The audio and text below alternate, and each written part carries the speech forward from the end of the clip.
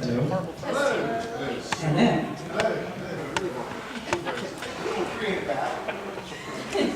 So I'll just project. That's right. So we're gathered here today, a huge congregation, with a visiting lecture. Hello. Oh, hello.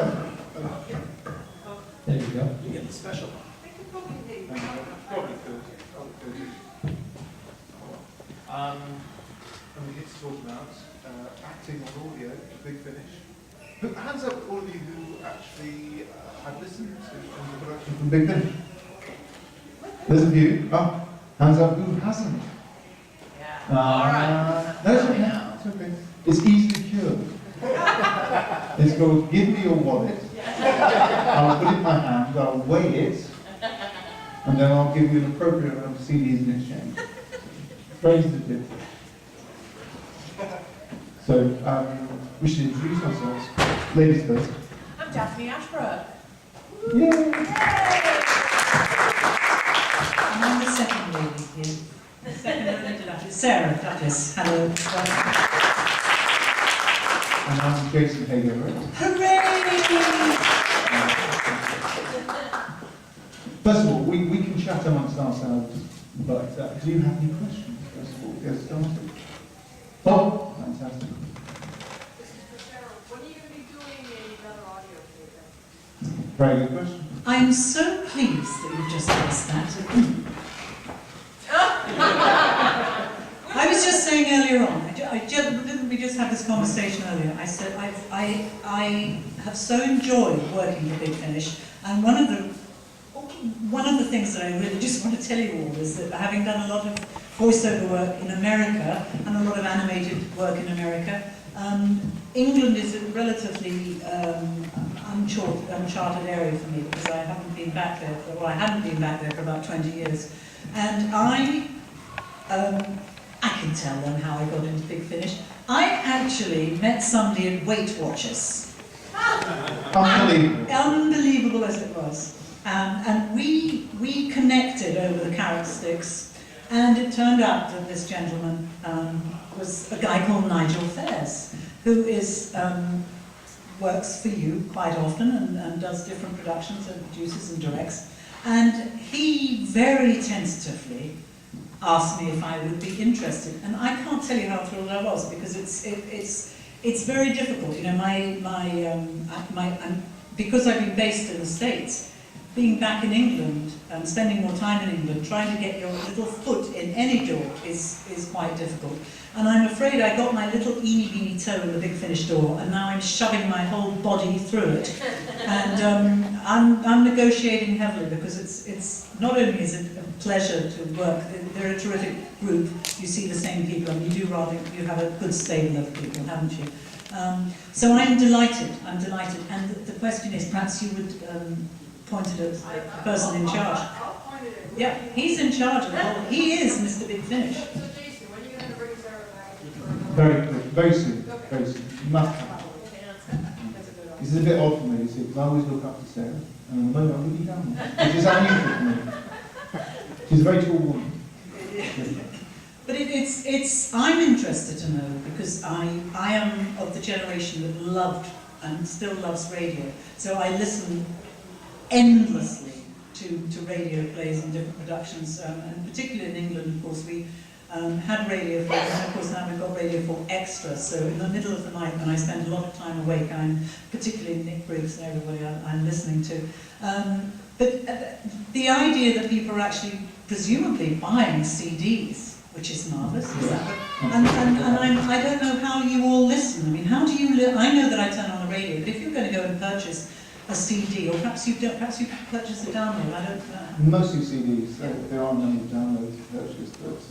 So where do you listen, for instance? Do you... I listen to a lot of commuting to and from work. You see, it's commuting, and I do too. I go to my public library since I discovered it's much cheaper than purchasing them, sorry.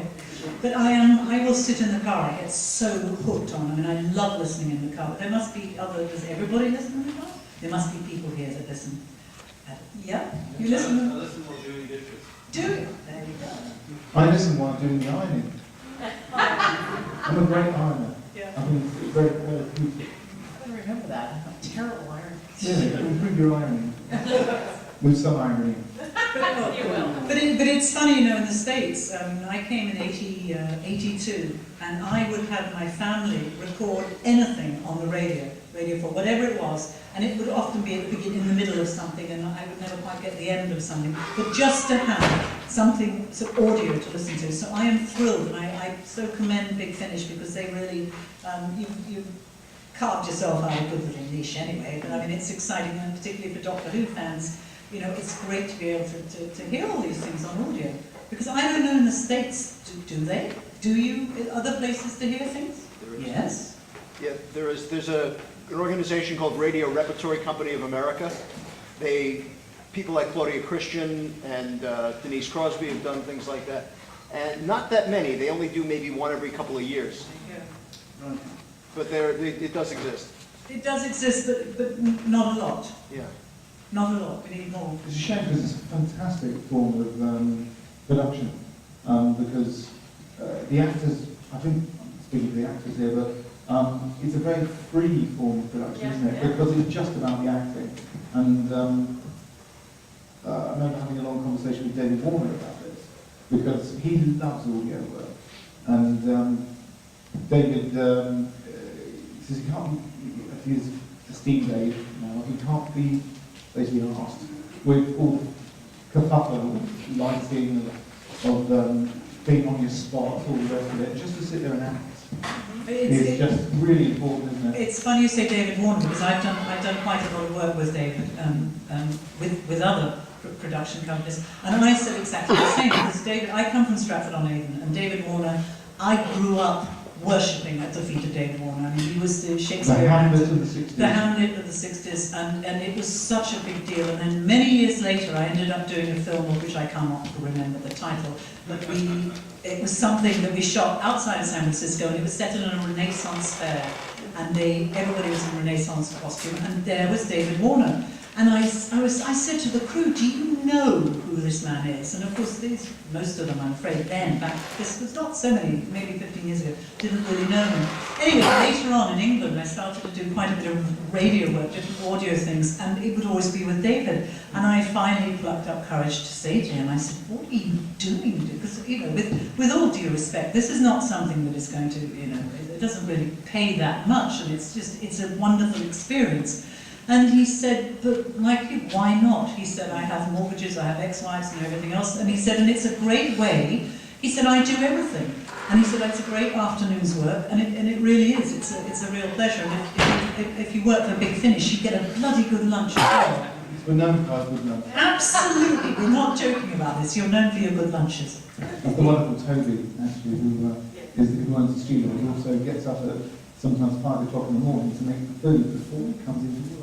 And it's the only job. He makes it fresh. Yes, it's the only job where actors actually hang around. You know, we're all very, the minute our work's over, we all split. You know, you want to go home. But nobody goes home before lunch. Everybody finds an excuse to stay till after lunch. Often I find the excuse to nip by the studio to discuss matters around about 1 o'clock. Because I know then I don't have to worry about getting food that night.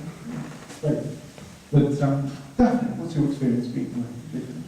Well, when I did the first one, I was in, I believe it was 2004, and it was the first time I saw Paul since we worked together on the movie. So that was fun to get together with him again, and I've never done one, so I was a little terrified, actually. But I do love all that other stuff, which is, you're just acting. You don't have to worry about anything except that. And so that's wonderful. It's freeing, kind of, I think. But I had the great Gary Russell directing me, and he sort of navigated for me, and just sort of pointed me in the right direction, and I just jumped in. And you sort of become fearless as you go. Or you're afraid, but you just do it anyway. Dive into the deep end and hope it works. And if it doesn't, they can always say, do that again. But, so that was my experience. It was really freeing, and it was wonderful to see everybody again. And since then, I've done another one, with Yuji, the Tales from the Vault. And that was fun because I hadn't seen Eugene in a long time, so it was really cool to do that with him. Again, a lovely experience. The food was wonderful, I'm not gonna lie. And you know, actors, if there's free food, forget it. It didn't even have to be good, but this happens to be really good. So yeah, no, that was a lot of fun, and hopefully we'll be doing more. Yeah. Really love it. A question. When I've spoken to the people who've worked for Radio Repertory Company, they say that when they record their bits, it's a lot like animation. They're alone in a studio, alone in a booth, no interaction with anybody else. Claudia Christian told me she never even met anybody else in the cast until they had a party. When you guys do your big finish productions, is it just single actors, It's or a you're working party. together, like The old minute we radio? start. It's interesting because there's various different ways of doing this, and obviously we do, for example, the last series of the McGann series that we did for BBC Radio 4 Extra, the last series of that, Sheridan Smith, because she is so in demand at the moment, and she's, we always said, that, I don't know, she's not really come over here. She's a force of nature. When you get her over here, you're going to notice, I can tell you. She's, I always said there's two people in my BlackBerry who are going to win Oscars, and she's one of them. And I think she'll be about 50, and she's going to be, she's just amazing. And when we first employed her, it was on the basis that Nick said to me, you know, the problem is, at some point they're all going to figure out how brilliant she is, and we'll lose her. And that's effectively what happened, because the last season, we only managed to get her and Paul in the same studio at the same time on 2 occasions out of 10 episodes. The other 8 episodes she had to do at separate times, coming in like 8 o'clock in the morning to do 2 hours and just run out the door again, or stuff like this. And it's great. I mean, her career is amazing, and I'm sure she's going to do a big star over here when she comes over here. She did it's happening. No, she did a pilot for a new version of Bewitched, thanks to Samantha. That didn't go, but they're just really keen on her. She won the Olivier Award last year for Best Actress in a Musical. And if she doesn't win the Olivier Award on Sunday for Best Actress in a play, I'll be shocked. So I'm not sure how many people have actually won Olivier's sequential years, actually. Not really many.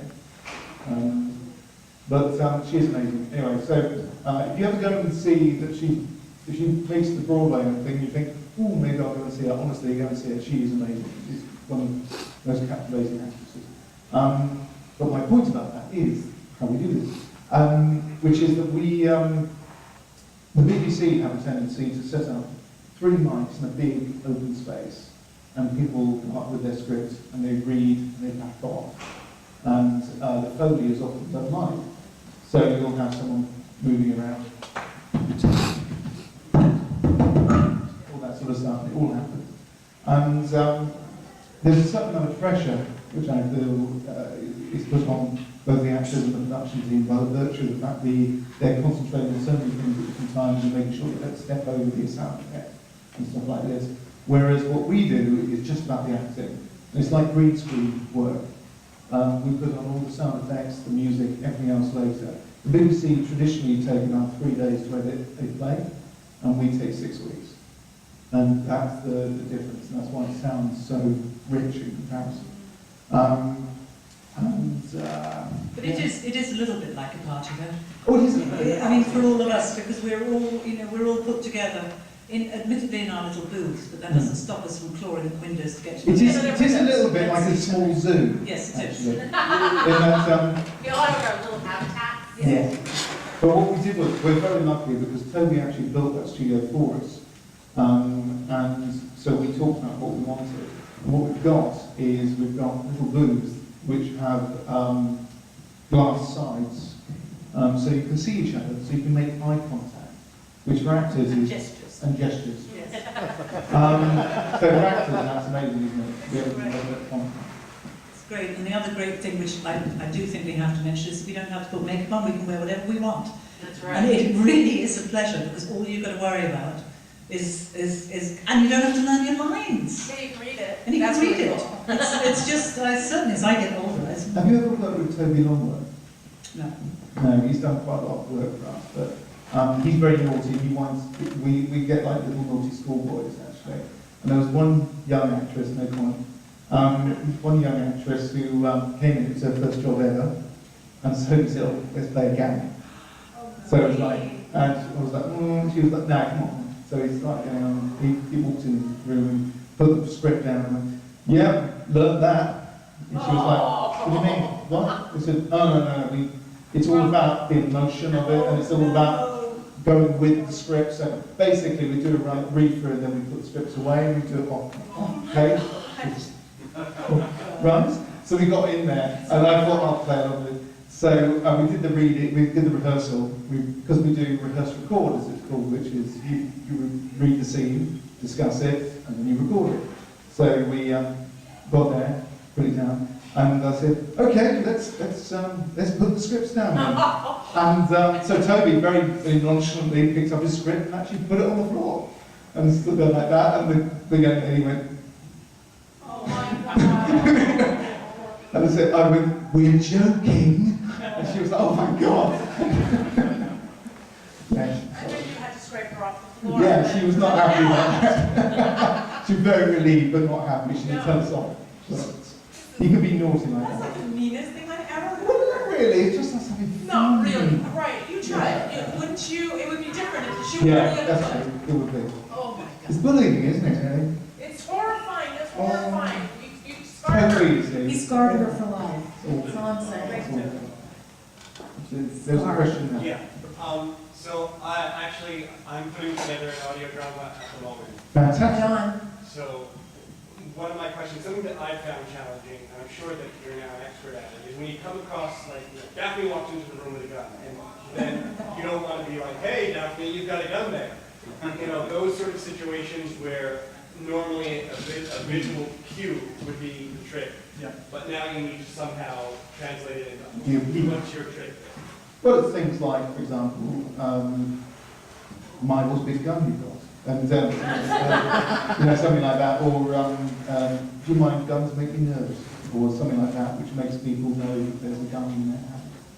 You can obliquely refer to it. There is an art to it, I've got to say.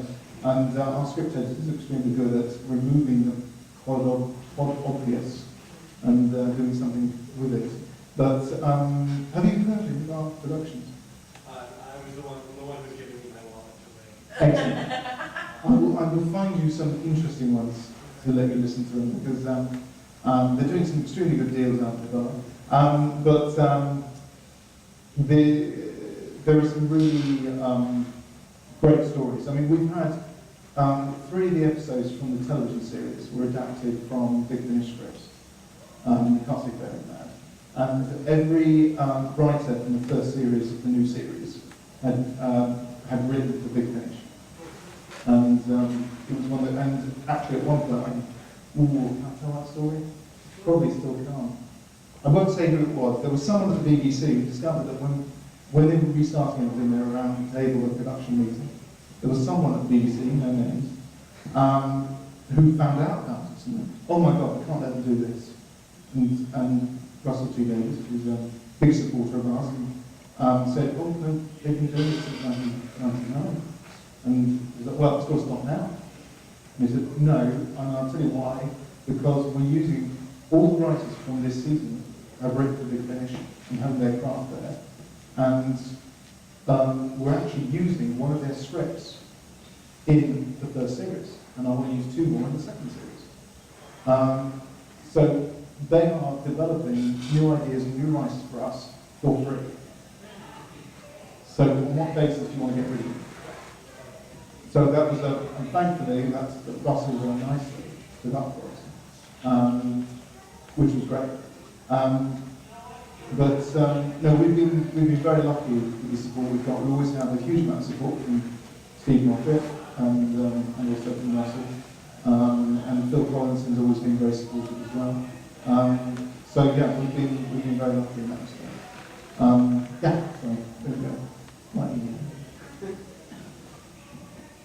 I mean, I think it's, you know, they say the audio is sort of much more of a niche, you know, that art form. So what made you want to get into that?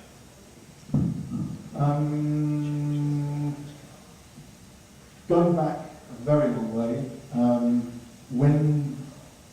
being a science fiction fan myself, I used to, we didn't have video recorders back in the 70s and the early 80s, so I used to record Doctor Who, Led Zeppelin and those other things off the television with a microphone from a tape recorder. So for me, to listen back to them, so I used to, and everyone did, Nigel did it, Nick did it, you know, we've all got those collections. So for us, Doctor Who was always audio, anyway. And then I got involved with audio visuals, which was Gary and Nick doing Doctor Who.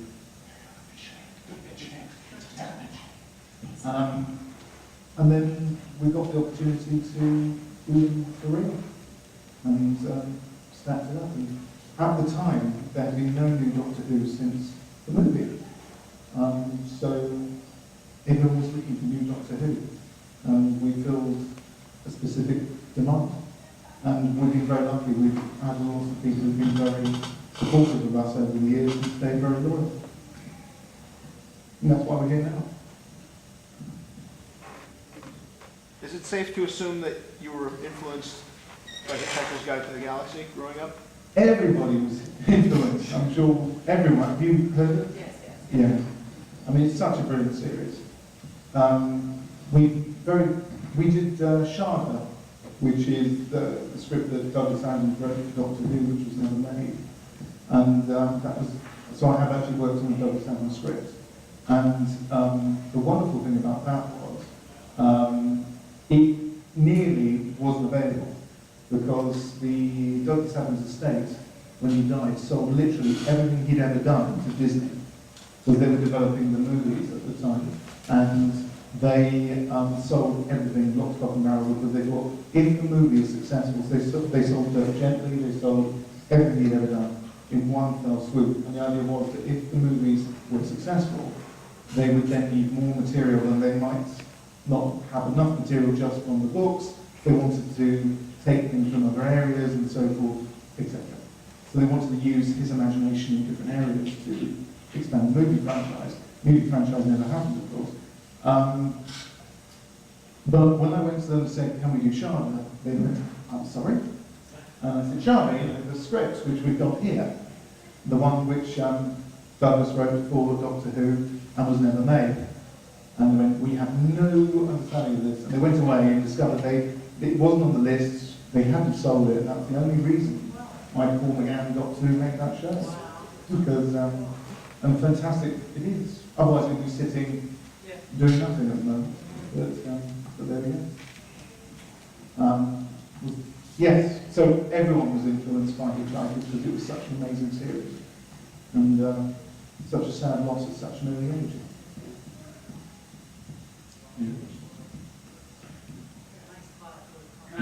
They're listening intently. So, ladies, we get work with Big Finish for a moment. You do a lot of animation. Do you want to discuss a little bit about animation acting? Yeah, I mean, I've only done animation in the States, so I don't know if it's different. I don't know if it's different in England at all.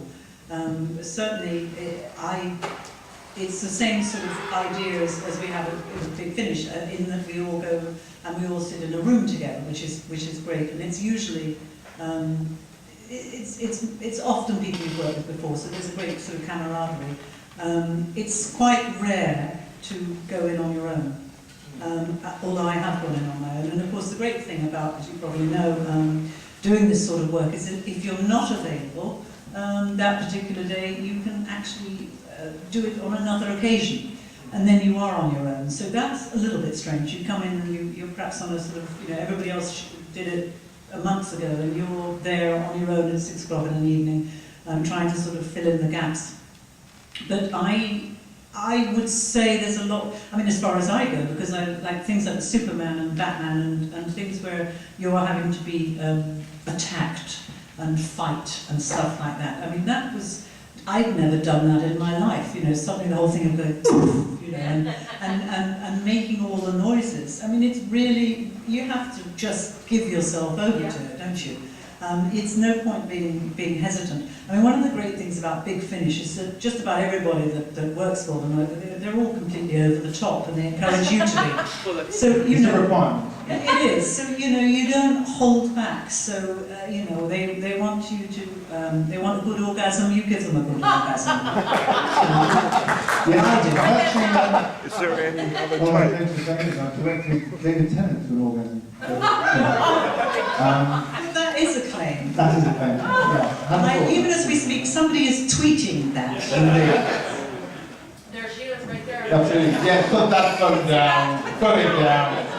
Put it Pass down. your phones forward, please. Yeah. But it In is. context, it is great. But it is, you know, it is a different form. I mean, I'm doing more and more. At the moment, I'm doing Green Lantern, which is an ongoing thing, and again, you don't see anything. You know, it's very bizarre because I'm supposed to be doing a panel on Sunday, and I said, well, I can't talk about it because it's top secret.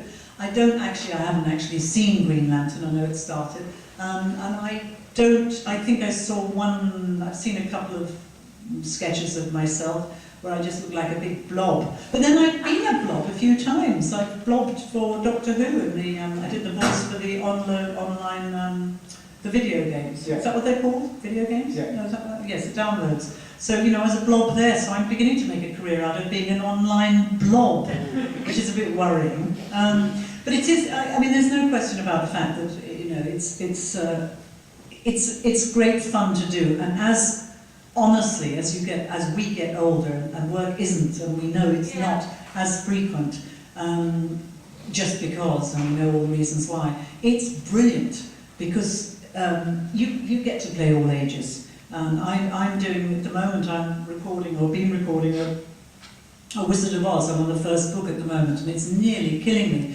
because, again, that's a different, you know, the actual storytelling, where you're having to do the different voices of the characters. It's keeping track is a real talent, and I've only done it once. I mean, I'm doing it, as I said, at the moment, and I'm finding it very, very difficult because you've got to sort of colour out the different characters, and so you're remembering which voice. That is a real talent.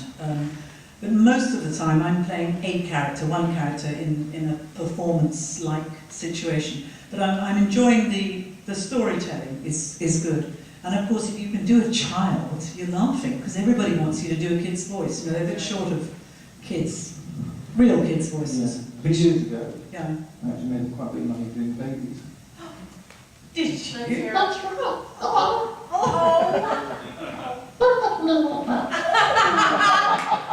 No, it's a funny thing. You have to put your voice right into the top of the head. Oh my God. Yes, okay, I'm just, nobody's squeezing you, are they? So nothing of me like women flying. Could we perhaps meet later and you could give me a few lessons? Oh, fair enough. Okay, fine. Lovely, will do. Okay. Yes. Daphne, in the years before that Big Finish was doing Paul McGann stories before you joined up, were you following the adventures of his doctor prior to joining up? No, I had to be honest, I wasn't. I really didn't know much about it. I guess everything I do with Doctor Who, I walk in completely ignorant. I hope Me that's too. okay. Yeah, no, ignorant the first time, second time, and by the time I did Tales from the Vault, at least I knew, and I had heard them. So, yeah, I knew what I was about to get into, but no, I really didn't. As a matter of fact, I think it was Derek Campley who sort of made the contact there because I was coming over to meet, and he was like, Big Finish, Big Finish, Big Finish. And I was like, Big Finish, all right. And then I read the script, and it was massive, right? Oh, mine. These huge things. It's like, here, learn that. Yeah, no, that's why I know that poor girl that you were cruel to. Oh, yeah, I would have been on the floor with that little joke. But so no, and also the weird thing for me was that I wasn't able to do the character that I had done originally with Paul, because that character, Dr. Grace Holloway, isn't releasable. I don't really know. Sorry, that's my phone. I apologize. Is it really? Just sit on it. It'll stop. It's going red. Look at it. Don't look at it. It'll go red. It's not his fault, it's mine. I apologize. Sorry. Miss Jones, right? No, the Dr. Grace Holloway, there is an issue because although the BBC co-owned the Doctor, in the context of that, they kept the right to the Doctor. Every other character that was created, and the Master of course, every other character which was created was actually owned by, is it Fox? My brain's gone blank. Is it I Fox? really don't know. I've heard so many different Yeah. stories that at this point I can't give you any No, kind of absolutely. clever answer at all. You Yeah, don't know, so somebody owns it. we can't have access to them. We were told from day one when we got called back. First thing we did actually was ask whether or not we could get, we could get those characters back, and they said no, basically. I know. No. But doesn't stop us using it. That's right, that's good. See? Yay. Actress and versatile. Yeah, but character's name is Perfection, wasn't it? Yeah. The And next now, one. live up to that one. Thank God it was audio. Well, I don't think so. If you go through a dictionary and you flip through to perfection, apparently it's a photograph of you. Oh! Yeah, that's something very day. That was very sweet. Yes, Amber. I know. Do we have any more questions? Oh, simultaneously.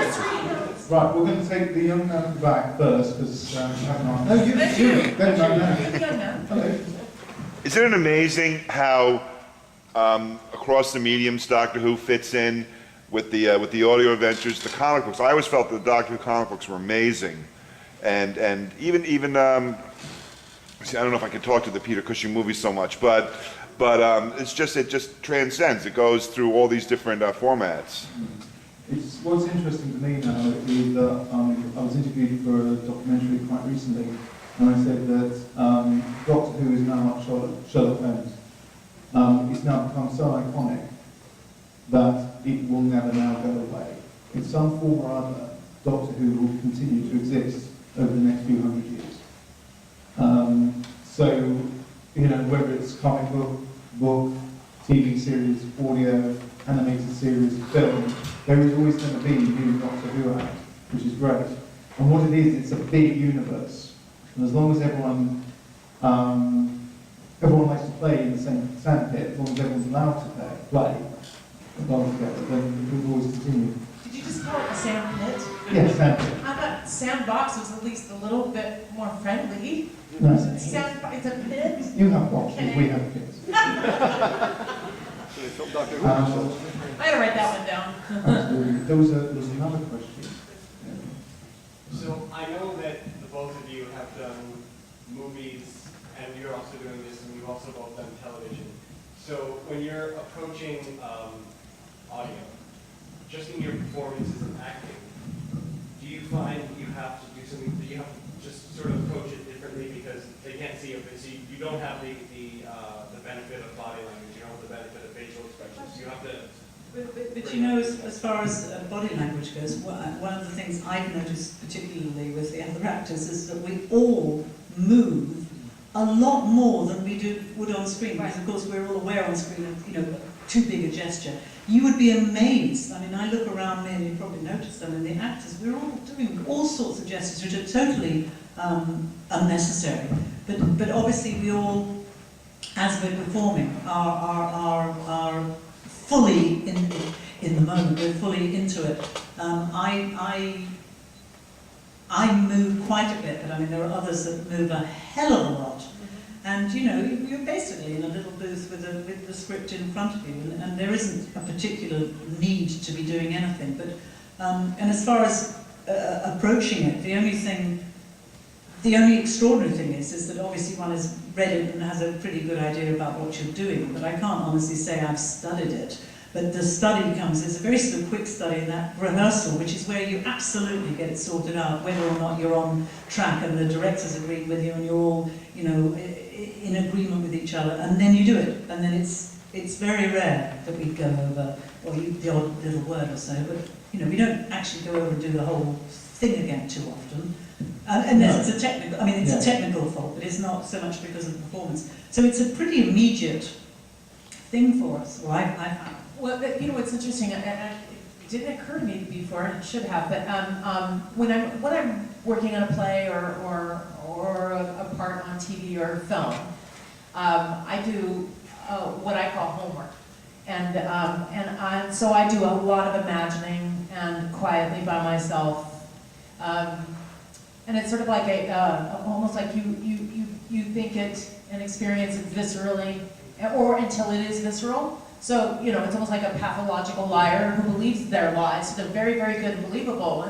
And so that's sort of the way I act. Whereas when this stuff comes along, part of it is that I don't get it soon. I mean, it's massive. These are giant, enormous scripts, huge. And a lot of it too, I don't know all of the language, and it's fantastic, So for me, it really is. It's almost like operating on instinct, which is really kind of a terrifying thing for me. I like to rehearse. I like to know where I stand as the character every second. So I mean, I really need a navigator, and I'm also kind of not very trusting, really honestly, to someone else to make sure my performance is going to be okay. I've learned to look after myself because you're going to work with 5 directors your entire career that are wonderful, that are going to make sure that you're doing everything and you're at your best. And so I don't trust a lot of people. So really,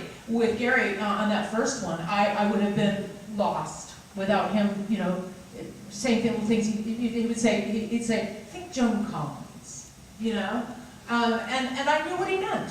Weirdly, I knew, and I've actually worked with her. She's lovely, but I mean, I knew what he meant. I knew instantly what he needed. So there was it is different for me.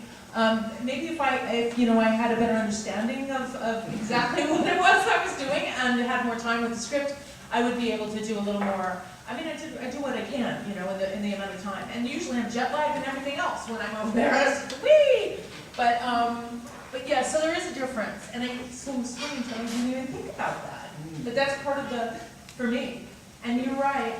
I think that the movement and all of that stuff it helps me ground myself into what I'm doing. I can find it, dig through it as it's actually happening. It's really exhilarating. That's also, though, it gives you that sort of energy, because if you're actually, in a performance, we are by nature moving in a scene, aren't we?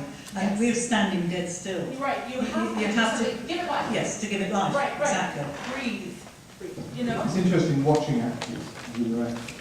And Paul Gann, for example, when he doesn't do his physical acting, often he's clutching himself. So he does this sort of thing where he's got the acting stuff. He's grabbing his own hand and working against it. And India Fisher, when she was playing Fatty on something on Neverland, she was playing 2 sides of her character, good Charlie and bad Charlie. And she was splitting between the 2 and gave her the option of recording them all separately, all good, and then recording all the bad ones. And she said, no, I'll switch between them, which was brilliant. But she couldn't do it unless when she was bad, she put her hands on the hips. Yeah. And because you developed that. Queen of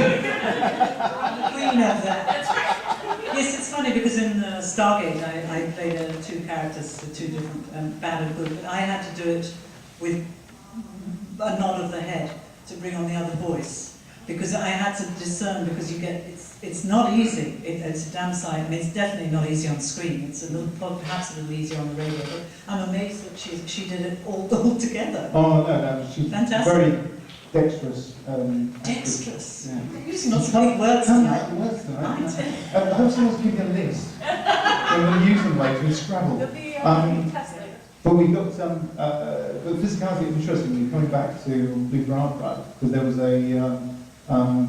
David Tennant had just done a BBC drama in which BBC Radio had started to actually get more practical. So, for example, he'd just done a scene which was in a bed. So they actually had a bed in the studio, which was big. And he said, oh, wow, so we just had a bed? And I went, yeah, you're not going to have a bed. So he was like, oh, wow, I was sitting on the bed with the actress and we were doing the scene and blah, blah, blah. I said, yeah, that's not that. And he had India Fisher and he had Siri O'Neill. I don't know if you remember Siri O'Neill. No, very lovely girl. But she and the physicality of kissing, there's a lot of kissing going on, obviously. Oh, dear. Yeah, it's all this. Yeah. You kiss yourself. It's very fascinating. No wonder he wanted to have the girls there. Absolutely. Must be fun. That's why most actors become actors, isn't it? They just women. Or men. No, maybe males, but, yeah. He had to go there. I don't think. I'm sorry. You always like we're kind of classy and now it's like. Sorry. Back to the baby voice. No, that's just sick now. That's why How do you decide which franchises to pursue through Big Finish now that you've branched out long past Doctor Who? There is an obvious list of franchises out there that would probably be good for audio. So, say for example, we went after James Bond, very famously, and we were doing quite well, right up to the point where they decided, because we wanted to do a specific take on James Bond, we wanted to do them set, we wanted to do the books verbatim, bad PC and everything, and just do them as written, as dramas, and set them during the 50s and 60s. So very different from the films. And Eon eventually decided that we weren't allowed to do this because it might impact DVD sales. Yeah, I think they, I think it was actually at the same, there was one point when they were considering doing Casino Royale set in the 1960s and actually reset Bond and do it historical. And I think they decided that if we did that, it might be a problem and blah, blah, blah. So they never did, obviously, but this was one of the considerations which they were going through. So they decided to do it. The other one was when Babylon 5 was huge, we went after that. And for various reasons, I won't go into the details of how difficult that was, but that was just a bit of a nightmare, and it wasn't Warner Brothers, let's put it that way. Then we went after Star Trek, which is an obvious thing to us to do because it would suit us immensely. Absolutely slots in. In fact, we formulated a lovely new thing. It's going to be called Star Trek Albion, and it was supposed to be a sort of like to do a different take on it, and a lot of Brits in there. Mainly because it'd be a lot cheaper for us to record, because we've got a lot of British actors. Mind you, we've got a lot of Brits in Star Trek anyway. Which version would you have done? It would have been a new version. A new version? Yeah, so it was going to be called Star Trek Albion. We do the European version of Star Trek. We do Stargate, absolutely, although we weren't allowed to use Universe, the new series. What else do we do? But basically, most of the ones, you know, Star Wars would be lovely, but, you know, no chance there. In my dreams, yeah. So we've got, I mean, basically we have gone after and got most of the available franchises that are there. Obviously, big one we're going after next is Falcon Crest. Oh, no. No. That's a science fiction, if ever there was. I used to love Falcon Crest, actually. Yeah. Are you always going to sort of stick with that sort of genre, though? I mean, It's difficult because most other genres do not have a dedicated fan base, and that's what's key. James Bond has a dedicated fan base, Star Trek, etc., etc. If, for example, we have thought about that in the past, but maybe that's something we should do in a companion project start, you know, do audio books. I don't know. Have you ever considered like going after some of like the dead television shows that had a fan base? You know, just because recently there's this big boom of these dead sci-fi TV shows that people love. You know, sort of like trying to take those out and doing. Have you ever? Examples? Farscape, Firefly. Farscape, yeah, Farscape. Okay, Firefly, we'd love to actually, because I really like that series, but Joss Whedon needs to authorise everything, and he's a very busy man, and that's why the comics were a little bit sporadic to some extent. And that would be interesting, I'm sure. But yeah, no, we do always think about these series, so throw some more names out there. Angel, yeah. Same problem as Joss Whedon. But we say Farscape. Farscape would be great. Yeah, I mean the thing about some of these series is that actors, for example, when we do Dark Shadows, the actors come back for the love of it, really, and, you know, they don't get ordinarily paid, you see what I mean? There's, you know, we're not going to get Sarah Michelle Gellar to come back and do Buffy, I can tell you, because there's no way we could afford her. You could probably get Christy Swanson. So I liked her in the role, I thought she was very good, actually. But there you go. What about bringing back some of the older audios like Sapphire and Steel? Well, the sales did that, I'm afraid. And at some point, there is a break even where if we go underneath it, we're actually losing money. So that's the point at which we have to stop doing it. And it was probably the first casualty of illegal downloads, because we know there's a lot of support out there. Alan Barnes, one of our script editors, spent one evening looking at illegal download sites. And he's within like half an hour, he managed to find around about 120,000 illegal downloads of his script. And he got so depressing for it that I said, never do that again, because we all know it's out there, so just stop. It's interesting, the Bernie Summerfield series sells to a certain level, and it just about keeps going.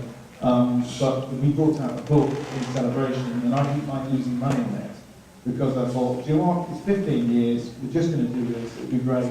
Brought it out, it sold twice as many copies, as, which was an episode guide, effectively, it sold twice as many copies as we do the actual series. And there's a reason for that, because loads of people were illegally downloading, but they couldn't illegally download a book, they had to buy it. And I suppose a lot of people thought, do you know what, I haven't given them money in years, I'll buy the book. So, you know, there is consequences to this. I mean, it's interesting, a friend of mine works at Sony, and if you exclude all the reality TV shows, so X Factor and American Idol and stuff like that, Sony in the UK actually only signed one band last year that wasn't connected to a TV show. Because where they can get the money from. You're talking about industry. Sony actually, about 3-4 years ago, actually fired every high-paid consultant on its books. Because they looked at the money, looked at that and went, can't do it. Does not make sense anymore. And some of them were re-employed at much, much lower rates. And a lot of them weren't employed, irregardless of where they were at that position. They could be just about to sign that multi-million-dollar deal for them. No, sorry, get the stuff, you know, pick your stuff and go. Because there is so little money in comparison to what there was. Because illegal downloading has stripped these companies of the ability to fail. That's basically what it does. Because it used to be that record companies used to take on 20, 30 new acts. If one of them hit, fine, because you have the back catalogue paying for everything. Now the back catalogue isn't paid for it. You have to bring out formats where people want to collect.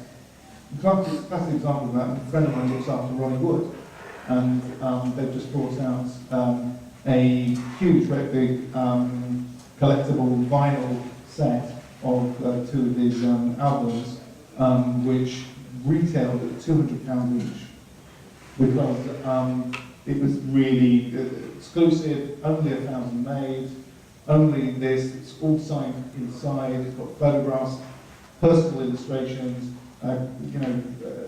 letter from him signed by him, the whole works. They've done all this because that's the way to make money out of his back catalogue.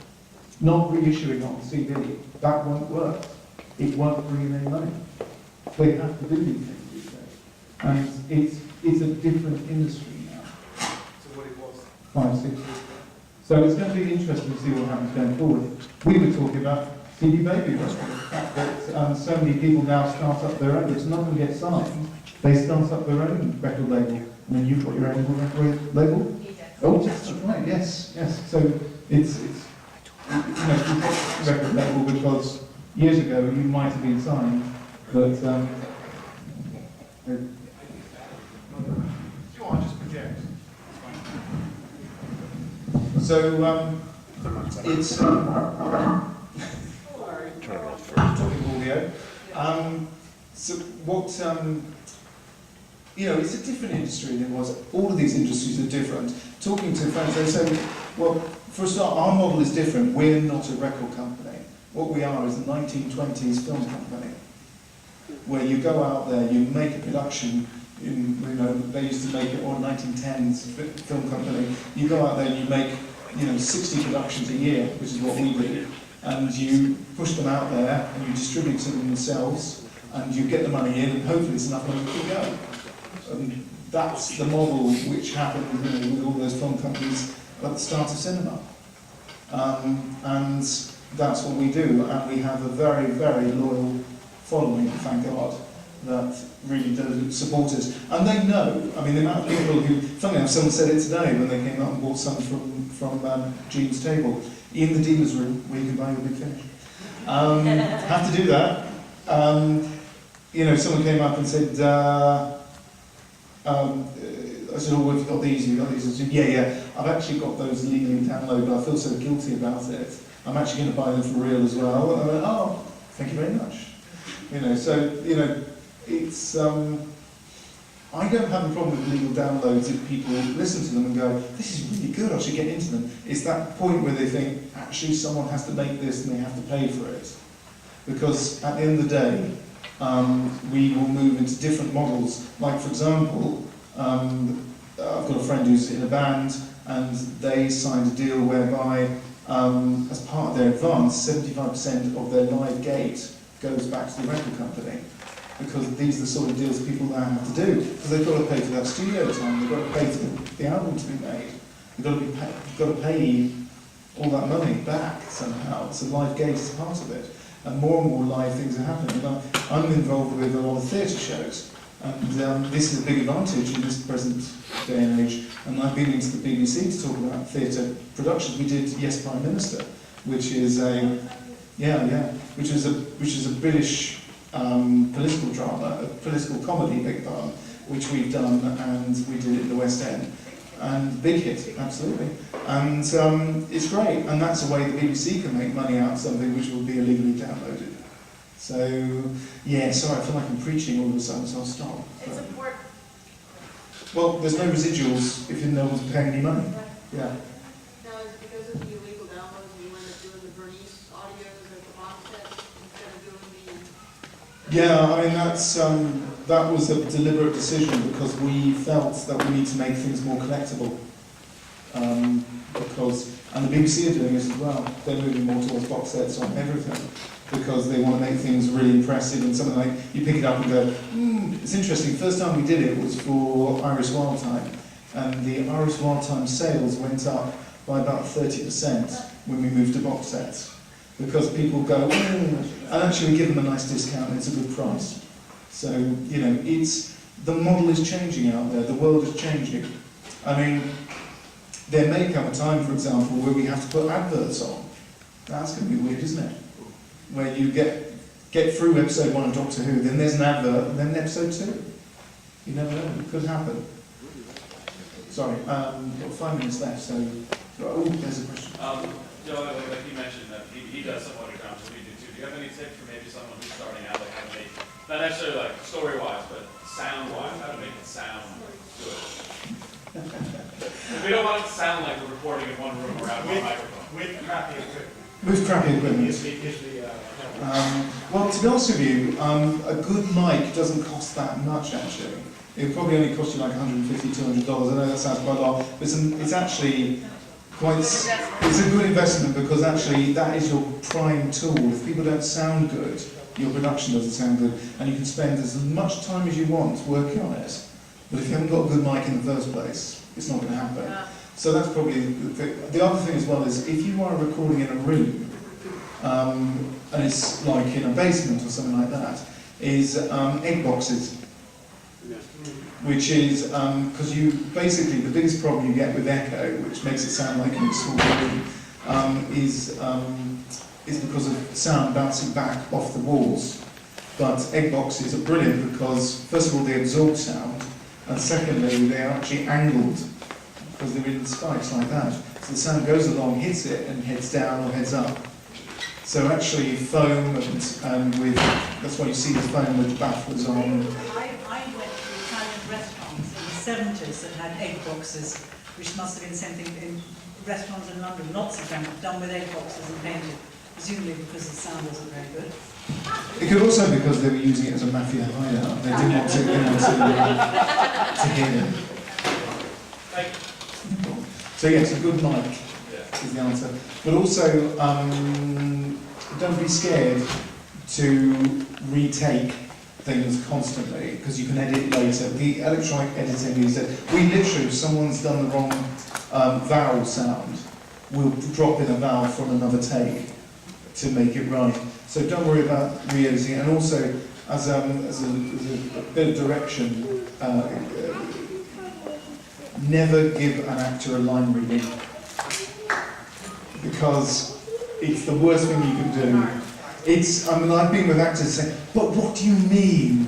What do you mean? And you've been going every which way around it you can until you're actually hitting your head against the wall, because you can't actually tell them what you mean. You can't just say, look, like this, because it's the worst insult you can do to an actor.